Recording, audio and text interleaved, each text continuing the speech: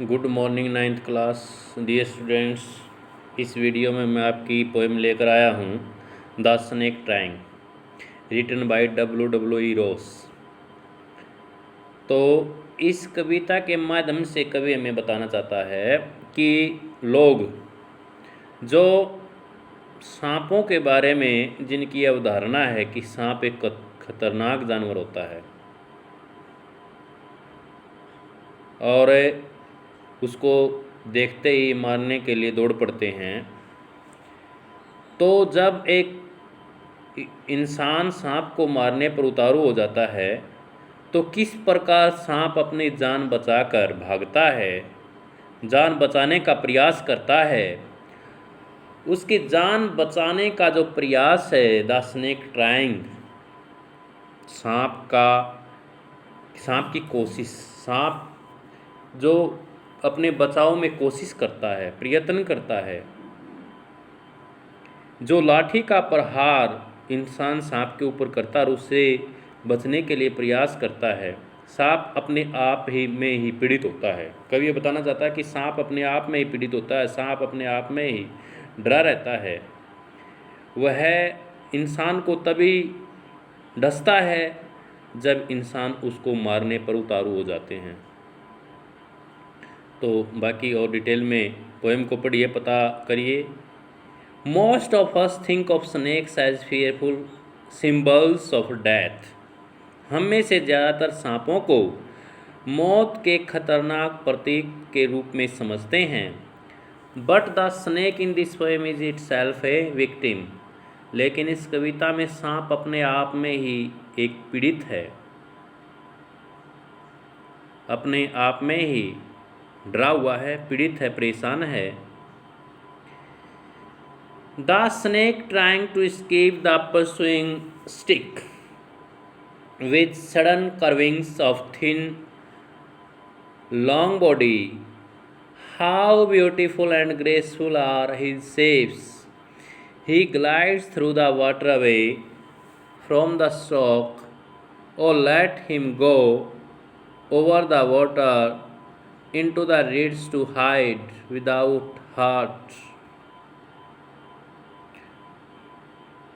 इस पोएम में कोई राइम नहीं है, कोई मीटर नहीं है। परसुइंग स्टिक, परसुइंग होता है फॉलोइंग, अनुसरण करना। स्टिक मीन लाठी। जो लाठी सांप का अनुसरण कर रही है, उसको मारने के लिए उसका पीछा कर रही है, सांप उससे बचने का प्रयास कर रहा है। With sudden curvings of thin long body. Curvings होता है मुड़ाव, ट्राउंस। उसके अकस्मात पतले लंबे शरीर के अकस्मात मुड़ाव के साथ वह पीछा कर रही लाठी से बचने का प्रयास कर रहा है। तो जैसे ही वह मुड़ता है, सांप कुंडली लगाता है, तो वो कैसा दिखाई देता है? वो बड़ा ही मनमोहक दृश्य होता है। उसकी जो शेप होती है वो बड़ी सुंदर लगती है, मनमोहक लगती है। How beautiful and graceful are his shapes. उसकी आकृतियाँ, उसका आकार कितना सुंदर और शानदार होता है, अर्थात बहुत शानदार होता है। He glides through the water away from the stroke. Stroke होता है प्रहार। वह लाठी के प्रहार से बचने के लिए दूर पानी में सरक जाता है, खिसक जाता है।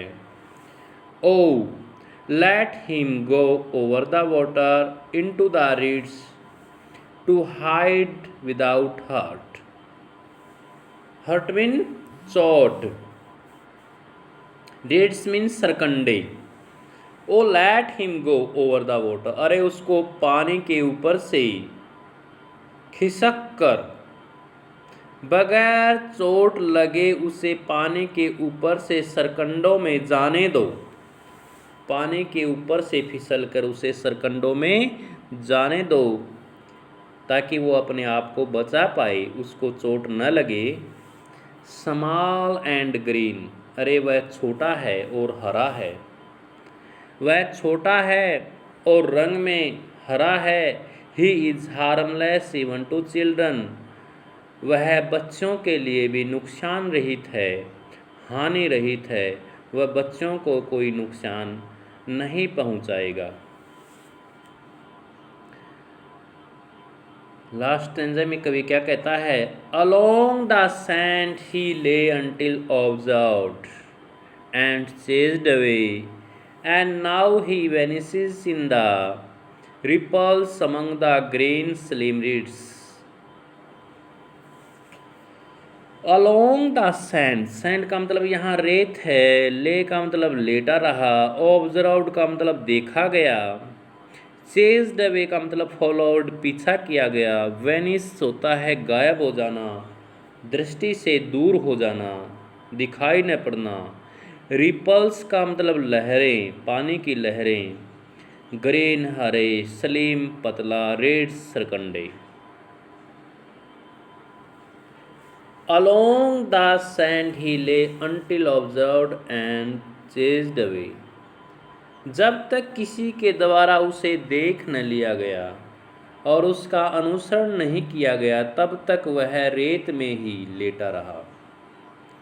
जब तक किसी ने उसको नहीं देखा और उसका अनुसरण नहीं किया, तब तक वह रेत में ही लेटा रहा। And now he vanishes in the ripples among the green slim reeds. और अब वह हरे हरे पतले सरकंडों में, पानी की लहरों में से अब वह हरे हरे पतले सरकंडों में जाकर गायब हो जाता है और अपने आप को किसी न किसी तरीके से लाठी के प्रहार से बचा पाता है। डियर स्टूडेंट्स, ये थी आपकी poem the snake trying, written by W.E. रोस।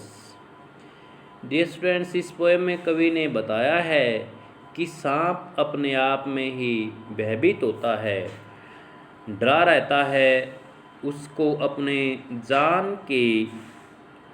अपने आप को बचाने के लिए ही जान के लाले पड़े रहते हैं। वह इंसान को तब तक कुछ नहीं कहता जब तक इंसान उसको परेशान नहीं करता। तो डियर स्टूडेंट्स, ये थी आपकी poem the snake trying, written by W.E. Ross. I hope आपको बड़े अच्छे से समझ आई होगी। आप कमेंट करके ज़रूर बताइए कि आपको कैसा लगता है।